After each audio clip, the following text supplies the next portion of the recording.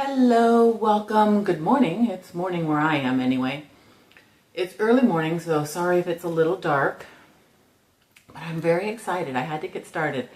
I finished 3 trilogies, and I want to tell you about them.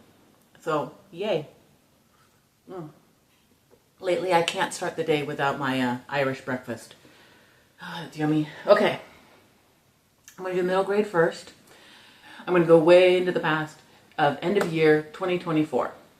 And there were advertisements for the movie Wild Robot.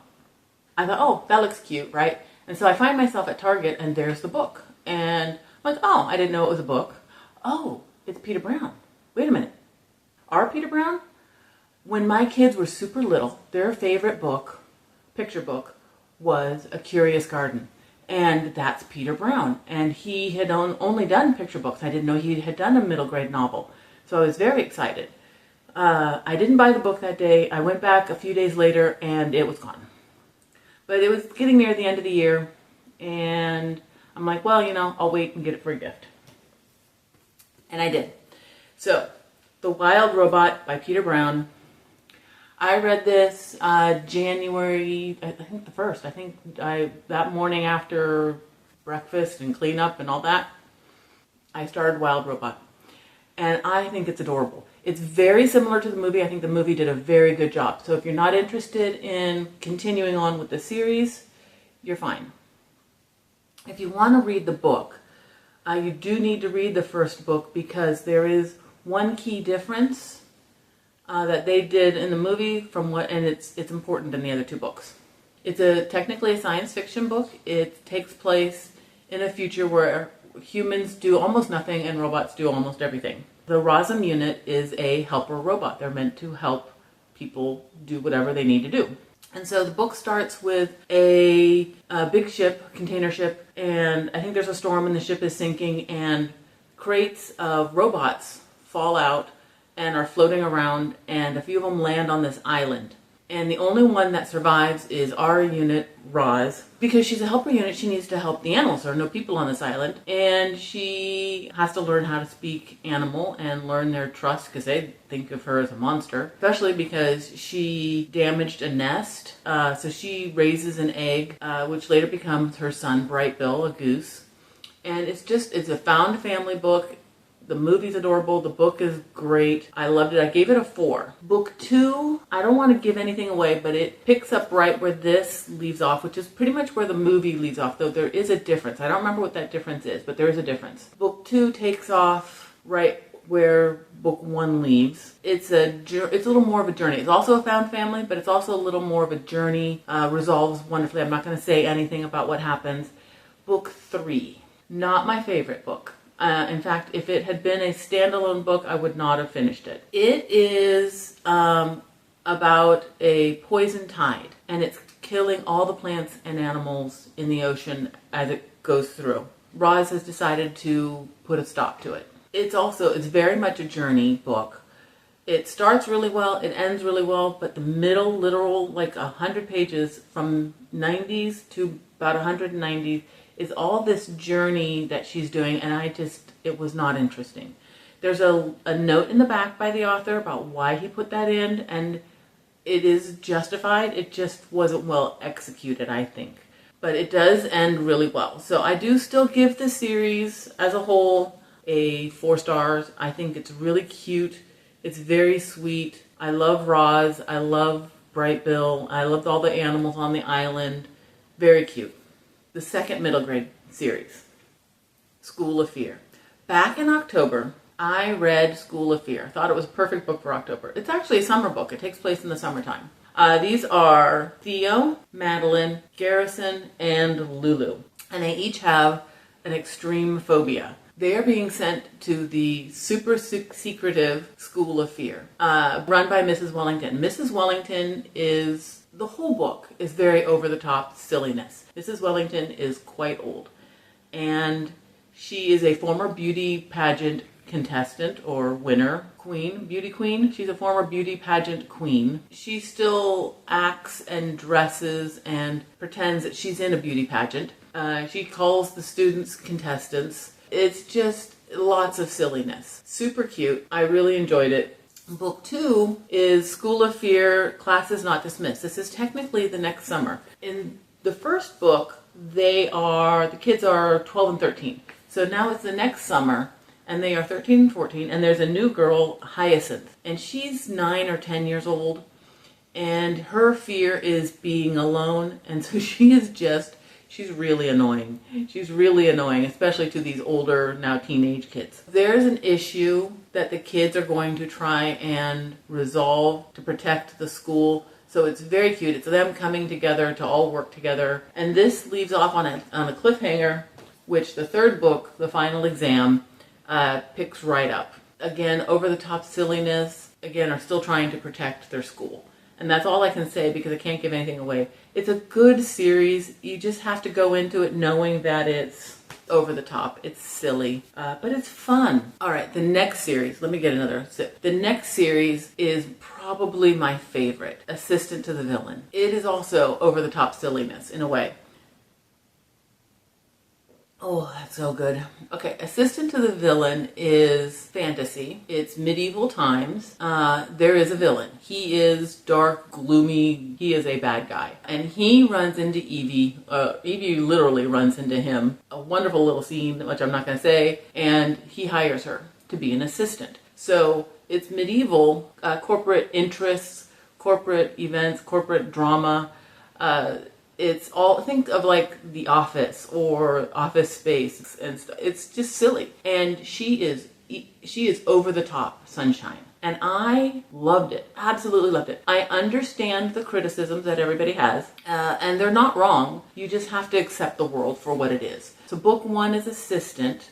Book 2 is Apprentice. And so the relationship between Evie and the villain kind of starts in the first, builds up a little bit, and then the third one is The Accomplice. It came out on August 5th, and I was so there. I had the audiobook, and I devoured it. I don't want to say anything. I can't say anything about the third one without telling you about the second, which would spoil the second, which would spoil the first. It's just, again, you have to accept it for what it is. But if you've read the third book, The Accomplice, then you know it's not a trilogy. There is going to be a fourth book. It left off very much on a cliffhanger. So, because I tend to be very literal, I wanted to finish 3 trilogies. And so back in, I don't even know when, I read Half a Soul. I love Half a Soul. It starts off with Dora and her cousin. They're outside. I picture like a grassy hill, and they're by the water, like a creek or pond or something. And a man grabs Dora. They're like 10, 12 years old. The cousin defends her by stabbing him in the leg with her sewing scissors, which she had on her. It turns out he was an elf. While he was grabbing Dora, he was taking her soul. So he only got half of her soul. It's a Regency romance, so they are about to have a season. Now, Dora lives with her aunt and uncle and her cousin. The cousin has insisted that Dora comes with them on her season, which the parents are going to provide for their own daughter. The reason the cousin wants the season is because the Lord Sorcerer is in London. She wants him to use his magic to fix Dora, while feelings develop between Dora and the magician. Now, the trilogy are actually interconnected standalones, and book 2 does have a few minor characters from the first one in it, but I wasn't sure I was going to like it. It's 10,000 Stitches, and it is about a housemaid and the horrible working conditions and how overworked she is, and she is seriously overworked. And so there's a big party that the family is throwing, and she's at a breaking point. So she runs out into the garden, and she's crying, and a gentleman is out there, and he asks her what's wrong, and are you okay, and who are you? What's your name? And all that. So they're having a conversation. And she's not going to divulge everything, but she does tell him his name. She does tell him her name, which she realizes moments later is a huge mistake, because it's not a gentleman, it's an elf. And once an elf has your full name, They have power over you. So he's asking her these questions using her full name, and she's compelled to answer. But he turns out to be a really nice guy that wants to help her. And the problem, her current problem, besides being completely overworked, is the master of the house has a younger brother who is attractive, and he just seemed really nice to her. He treated her well and was considerate, and she fell instantly in love with him. The elf wants to make her a lady so that she can marry him. So they make a bargain, and she quickly realizes that she's not in love with him. She's in love with someone else. And it was super cute. It was way better than I thought it would be. Yeah, I gave the first book a 5 because I absolutely love Half a Soul. I gave the second book a 4 stars. In the third book, which is Long Shadow, the main character is actually the one that was from the first and mentioned in the second, and that's Abigail. Abigail is learning magic from the Lord Sorcerer.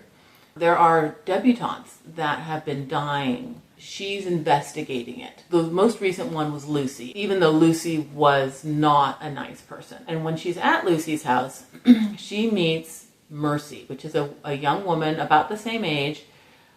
They're like 18, 19. Mercy is also investigating what's going on. And Mercy got into the house because she can disappear and move in the shadows. So she's obviously got magic in her somehow. And a relationship developed. So it is a sapphic romance, and I loved it. I absolutely loved it. It has the mystery elements. It still has a regency. It still has romance. It was fun. It was very fun. I gave it a 4. I might bump it up a little bit. But that was my third trilogy. I wanted to make sure that I read 3 trilogies, and I did. And I'm really excited. I have knocked off 3 series, and the one I have to wait. So there we go. Have you read any of those? Have you finished any of those? I highly recommend all of these books. I just enjoyed every one of them. And all of them turned out to be a 4-star or higher series. Now, the series that I still have left. I have 3 middle grade series that I still really want to finish. I still have just 2 books left of Chronicles of Narnia, so I do want to get to those really soon.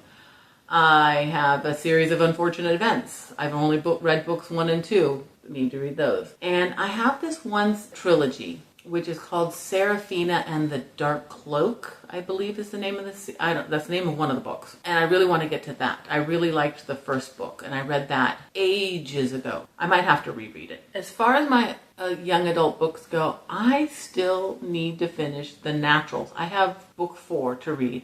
I cannot believe, I'm going to try and get to it either this month or next. I really, really want to read that.